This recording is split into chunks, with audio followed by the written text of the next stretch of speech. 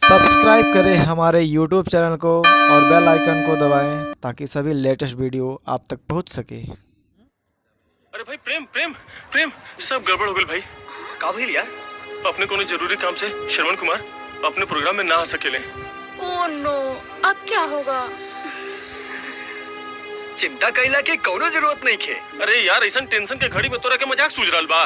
मजाक ना, प्रोग्राम तो हो के रही। वो कैसे? वैसे कि अपना कॉलेज के मशहूर हीरो बिरजू और सोना कहिया काम ही है। अरे यार सॉरी प्रिया, श्रवण कुमार नहीं आ पाएंगे। व्हाट?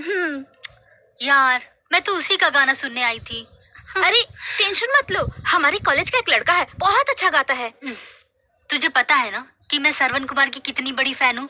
और वैसे भी मैं किसी ऐरे गहरे का गाना सुनने नहीं आई हूँ। चल मैं निकलती हूँ।